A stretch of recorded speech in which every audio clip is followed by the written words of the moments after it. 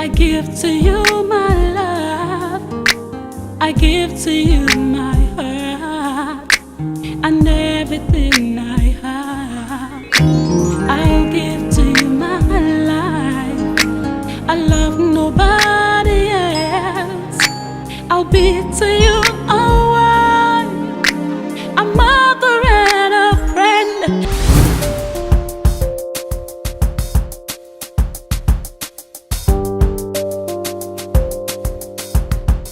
To our network connecting people, thank you so much for finding time to join me. I'm enjoying this. So aside from discovering yourself, I was talking about what you should do now that you're still single.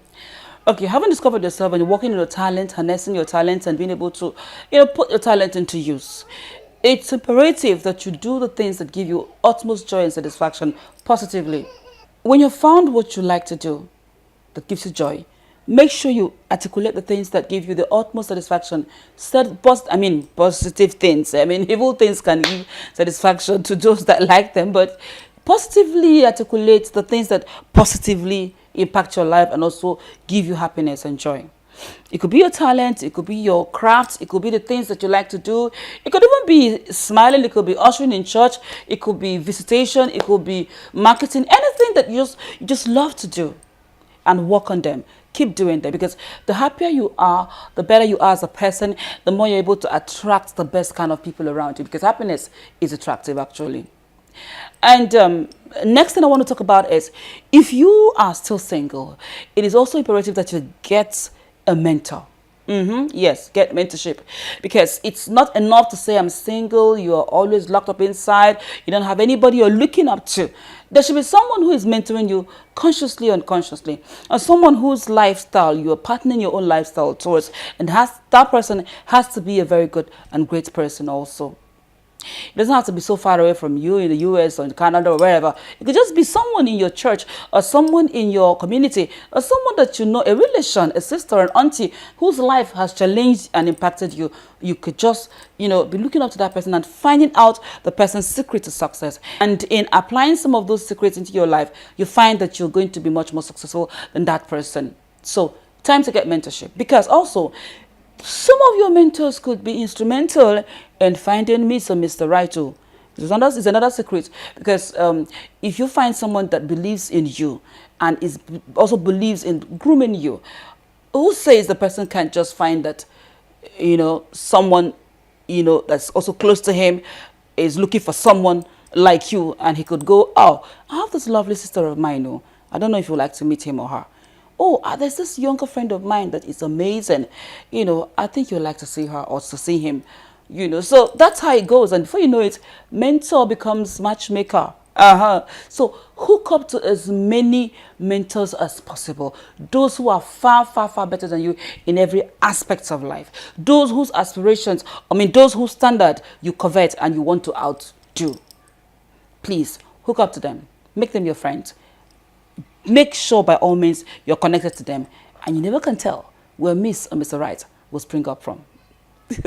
I'm happy that you're finding time to stay with us on this particular episode of D2R Network Connecting People. So, mentor, mentee, it's imperative while you are still single. When you're married, it's good to have mentors too, but in another kind of category.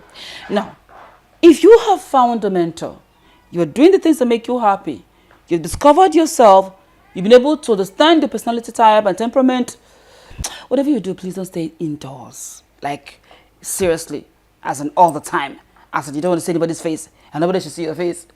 No matter what is your personality challenges, no matter what is your fears, no matter what the experiences in life is or are, if you stay indoors, you relish them, you sleep over them, you dwell on them, you're going to begin to look like those problems or challenges. But if you can get out of your comfort zone, take a step of faith, with the things I've told you just now, move out there, you just might meet that person. Now, you're not moving out because you want to meet that person, or let me just assure you, or let me just remind you. You're moving out because you want to exhale, breathe out fresh air, breathe in fresh air, or breathe out your problems and breathe in a very comforting, fresh air. When you say you want to breathe of fresh air, it's time to do that. It's time to just take in fresh air, take a walk, meet new people, go to new parties, godly parties, meet people that would inspire you, go out aside from your work. Because you know one thing, people say they go out every day and all they do is just work, work, work, work, work, and more work. What time do you have to recreate yourself? What time do you have to mingle with friends? Not in the beer parlor show, not in the club show. I don't know. Those could be your preferences, but I don't want to hang out in those kind of places. Places where you're going to meet people of like minds. Move out, make new friends, meet new people, interact with people, get to meet a friend who's going to introduce you to a friend. Before you know it, you're rocking, man. You are just enjoying yourself while you're still single. Because I know, once your life is in this tempo, in a matter of time, before you know it, you just be walking down the aisle. Even though marriage may not just be like a desperate, move for you. You just find that it just happens. Wow, you meet this new interesting person, and just wow, you guys are walking down the aisle just like that. Because you moved out with all that you've been equipped with. You moved out to excel, to impact, to give out, to love, to cherish, to share. And before you know it, what you're giving out would come back to you. So get going. It's time to move out, okay? To our network connecting people. And the last point I want you to understand is, I'm going to be binding 2 points together as one. Is I forgot to say it the other time. Is understand your blend. When you discover yourself as a single person, it's also imperative that you understand the person that you're likely to attract in your life. If you're an introverted person, know the percentage of introvertiveness you have, and know the kind of extroverted person that you will be attracting. If you are an extroverted person, know the level of your extrovertiveness or the percentage, and then you also know the kind of introverted person that may just work for you. Even though you are not able to control the kind of people that you meet, it's also important that you just know. Knowledge is power. It helps you a lot. And when you know the kind of person you're likely to attract, the kind of person that appeals to you, then you can start preparing your mind towards meeting such people. Keep your antennas up. You could just be able to decode when you meet someone that, oh, he's just my kind of person. Or she's just my kind of person. And, chemistry comes, and before you know it, a lot of things are happening. Then lastly, if you are still single, it's time to think. It's also time to plan. Don't let marriage just happen to you. Be prepared for marriage. Now, it is time for you to think about the kind of family you want to have. Dream about it. Think about it. Brood over it. Plan. Pray about it.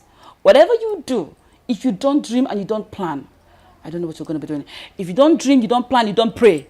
Hey, dream, plan, and pray about it. You just have no choice than to have those things. It will just come your way. Come right onto you on a platter of gold.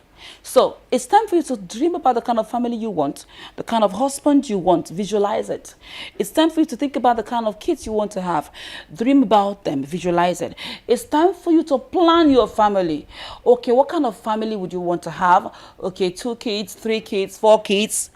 Because you also know that when you do meet Mr. Right or Miss Right, you're going to also be thinking and planning and, sharing thoughts and mindsets about this important, features of family life. So, but have your own plan, have your own dream. When you do meet the person you're going to be getting married to, you can now discuss it, and then he would be hearing your own part, and you will be hearing his own part. And by the grace of God, you can come to a compromise concerning these important issues of marriage. I'll see you next week, by the grace of God. Until then, be good, love yourself, love God, and I love you to the bone. My name is Ifijuku, signing out.